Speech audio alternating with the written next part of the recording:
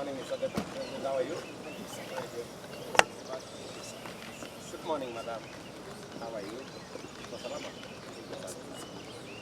Mr. Speaker. Good morning, Excellency. Welcome. Thank you very much. Madam Chairman, habari yako? Salama. Morning, Madam Chairman. How are you? Very good. Ricky Bolden, Chief Justice. Hello, how are you? Welcome to Kenya. Thank you. Thank you very much. Thank you very much. Hello, how are you? Thank you. Welcome to Kenya. Bahari. How are you, sir?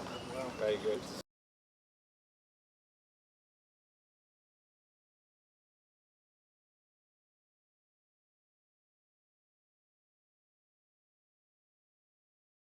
Ladies and gentlemen, I'd like to take this opportunity to welcome you to our 22nd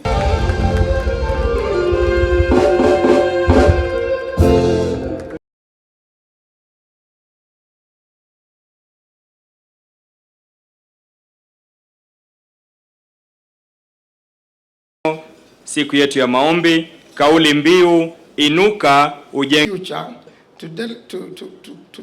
to give the country of Kenya to the Lord.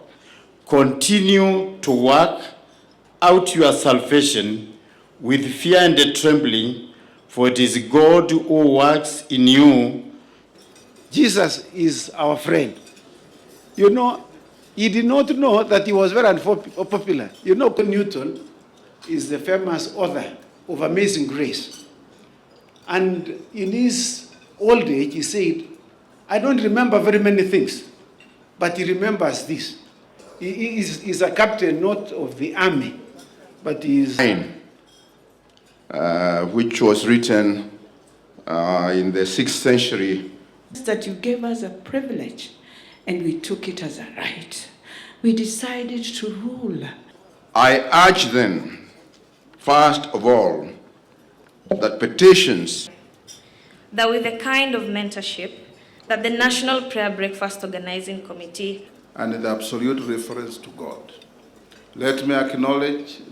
So we look forward to hearing you this morning. I'd like to invite my co-chair. Father, we have left our country, our young people, in helplessness. Into reading the verses for this morning. I want to thank you very much, Mr. Speaker, for the welcome remarks. Just to let no weapon formed against you will prosper. God never said that weapons would not be.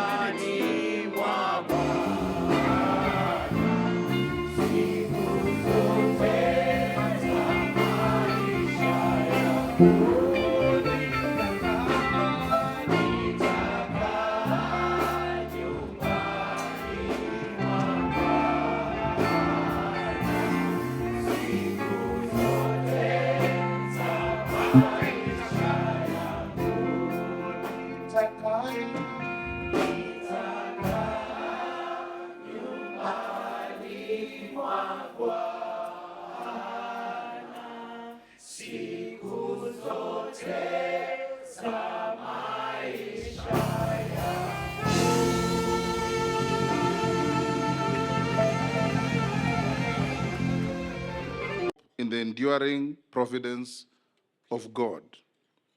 Under the leadership of Your Excellency, our nation is charting a deliberate course towards renewal economically, morally, and institutionally. It is upon us as leaders, with the people's trust, to build with integrity, to lead with courage, and to serve with humility, knowing that with God, all things are possible. Your Excellency, honorable members, ladies and gentlemen, we meet at a time when our nation is steadily navigating complex socioeconomic dynamics. We are all enjoined to support the government of Kenya as it continues to make deliberate and sustained efforts to ease the cost of living for the citizens, manage public debt responsibly, create significant opportunities for our youth.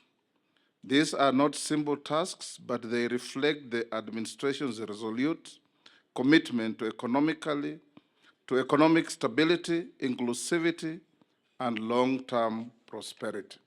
The work of rebuilding the nation is a duty for all of us, and not just that of the government. We must look at ourselves and see our true condition to deal effectively with our situation, for within every reflection lies the essence of what we can transform.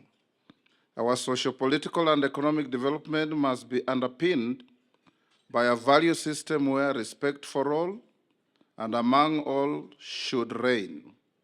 We must hold dearly values such as respect, truth, love, justice, dignity, hard work, and equality. Your Excellency, ladies and gentlemen, as the Bible in the book of Nehemiah 2:18 reminds us, then I told them about how the gracious hand of God had been on me. They replied at once, yes, let's rise up and build. So they began this good work. Today, the gracious hand of God is on us. Let us rise up and build our nation. Your Excellency, therefore, as much as we agree with the need for us to reconcile and build relationship with our children, we respectively request our children also to realize that there is a role we can play, not necessarily in terms of science and all the beautiful things they know from the internet, but a few tips here and there that could make their otherwise powerful lives even more powerful going forward. We need to build relationships across generations. The older people who are the age of our fathers, the parents of today, the younger adults who are starting their families, the young children, and even the unborn. That intergenerational friendship and solidarity is important. No one generation is superior or more important than the other. So I agree with the message of today's speaker, who's quite inspirational, that perhaps as older people, we need to treat our children who are now adults a little more respectfully, listen to them, and where we go wrong, there's no harm in acknowledging that we've not treated them maybe the way they expected us. However, equally, we respectfully request our children also to respect authority and also agree to be mentored and supported so that mutually, even as we respect them, hear them, apologize when we are wrong, they should equally respect older people, even if not for any other reason, simply because they are older, because there are things that you'll not learn in any college. You will only learn them in the school of life. Friends, our neighbors from Tanzania, if we have wronged you in any way, forgive us. Our friends from Uganda, if there is anything that Kenyans have done that's not right, we want to apologize if there is anything. To our children, if there is any misstep, we apologize. To our neighbors, if there is any misstep that we have done, you know, we want to build the relationship that will make our country great. and will take us forward. And to each and every one of us, I know today God in his own way has made it possible for us to build the bridges between our political parties. We now have a broad-based government that brings us more people, more citizens, more into one ecosystem that we can plan together, we can work together for the greater good of our nation. The Word of God tells us how good and how pleasant it is for brethren to live together in unity. It is in God's perfect will and plan for us to live together in unity across political divides, across our communities, across our religious divides. We live together in unity because there is a reason. Verse 3 says, where there is unity, God commands a blessing. There is a dividend for unity, and that dividend is God's blessing. And so, friends, as I speak to the future of this great nation, I will paraphrase the words in Daniel 11:32 that say, for those who know their God, they will be strong and they will do great exploits. Because as a nation we know our God, the God we believe in, this nation is going to be strong and we are going to do great exploits. Thank you very much. God bless you. God bless our country. God bless our neighbors. And God bless our friends who have come to join us today. Asanteni sana. There are many people who had given up on the economy of Kenya. There are many, including very senior people globally, who told me to my face that what will happen when Kenya defaults on its foreign obligations. And I told them, I have great faith in my country. Kenya will not be among the nations that will default. I want to thank the people of this great nation, Kenyans, who wake up early, sleep late, work in our farms, work in our factories, work in offices. Many people who commit their talents, their energy, their expertise to get Kenya moving. Because of them, our economy today is different from what it was a few years ago. Inflation was at 9%, 9.6 to be exact, 3 years ago. Today, inflation in Kenya is at 4.1. It had actually gone down to 2.8. Our exchange rate was at 167. Today, for the last 10 months, our exchange rate has stabilized at 128, 129 shillings to a dollar. Today, our foreign exchange reserves are stable. Yesterday, I had an occasion to look at the numbers with Rosalind, our principal secretary for diaspora. I don't know whether she's here. And speaking to diaspora and what they are doing in supporting our nation, in the last 2 years, people in diaspora have contributed resources to Kenya, going up from $4 billion. Last year, we reached $4.95 billion. In other words, our diaspora has contributed an extra close to $1 billion for the development of our nation. And so we can count as a blessing that God has healed our economy. I also want to thank God for what he has done to us,